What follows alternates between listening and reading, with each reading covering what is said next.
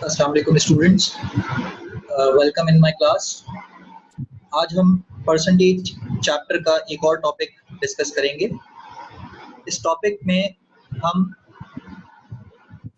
Find out करेंगे कि किसी भी क्वांटिटी की परसेंटेज अगर हमें गिवन हो तो हम उसको किस तरह कैलकुलेट करते हैं।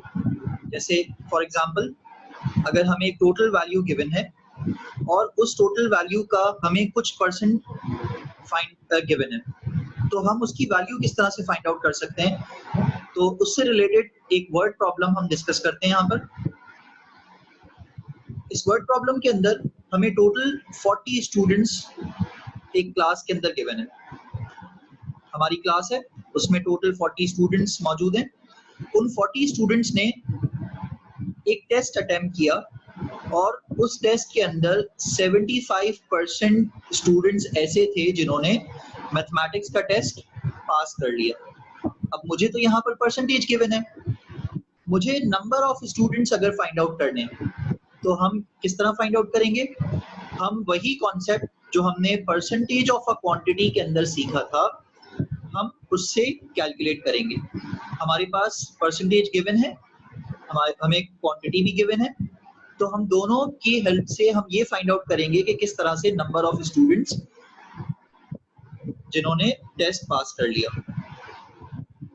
तो यहाँ पर हम देखते हैं कि नंबर ऑफ स्टूडेंट्स हमें किस तरह से फाइंड आउट करने हैं। 75% हमें गिवन है जिन्होंने टेस्ट पास किया है, तो 75% of 40 students has pass the test. अब इसको सॉल्व किस तरह करना है।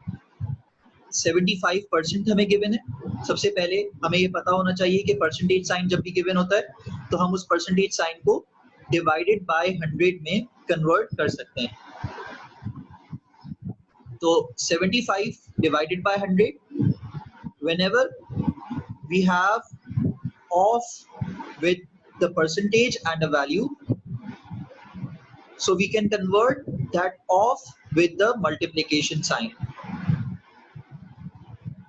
अब यहाँ पर हम अगर इसको सॉल्व करना चाहें तो एक वैल्यू हमारे पास न्यूमरेटर में है, एक वैल्यू हमारे पास डिनोमिनेटर में है, दोनों में जीरोस आ रहे हैं, तो हम न्यूमरेटर एंड डिनोमिनेटर के जीरोस को कैंसिल कर सकते हैं। नेक्स्ट स्टेप हमारे पास ये बन जाएगा 75 divided by 10 multiply by 4। According to BODMAS rule हम इसको अगर सॉल्व करना चाहें तो हम पहले डिवाइड कर सकते हैं। तो अगर पहले डिवीजन करेंगे तो 75 डिवाइडेड बाय 10 आंसर आ जाएगा 7.5 मल्टीप्लाई बाय 4।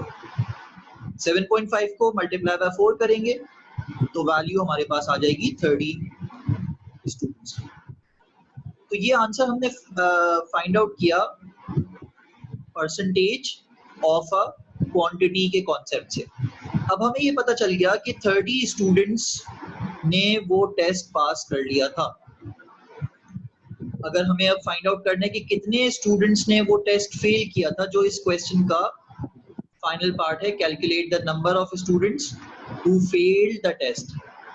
तो एक तो मेथड ये हो सकता है कि मैं यहाँ पर परसेंटेज ऑफ स्टूडेंट्स देख लूँ, तो मेरे पास टोटल परसेंटेज कितनी होती है, 100 होती है। 100%, 100% में से मुझे 75% पता है, तो मैं उसमें 25% यहाँ लिख सकता हूँ। और सेम मेथड फॉलो करते हुए number of students who failed the test ये भी फाइंड आउट कर सकता हूँ। एक और मेथड क्या है कि मुझे ये पता है कि टोटल 40 स्टूडेंट्स हैं और 30 स्टूडेंट्स ने टेस्ट पास कर लिया। ये ज्यादा इजी है कि हम 40 में से 30 को अगर सब्ट्रैक्ट कर लें तो हमें ये पता चल जाएगा कि रिमेनिंग स्टूडेंट्स जो हैं उन्होंने टेस्ट फेल किया है। So we have an equation, number of students who failed the test is equal to total students minus the students who has passed the test. Total students 40 थे हमारे पास और जिन्होंने test pass कर लिया था वो 30 स्टूडेंट्स थे। So 40 minus 30 is 10 students. So the final answer is number of students who failed mathematics test is equal to 10 students. तो यहाँ पर हमें ये पता चल गया कि हमारे 10 स्टूडेंट्स ऐसे थे जिन्होंने ये टेस्ट फेल किया था। आई होप कि आपको ये कॉन्सेप्ट समझ में आ गया होगा। अगर कोई भी आपका इस वीडियो से रिलेटेड कोई भी क्वेश्चन है या और कोई कॉन्सेप्ट आप समझना चाहते हैं तो आप कमेंट कर सकते हैं। Thank you so much.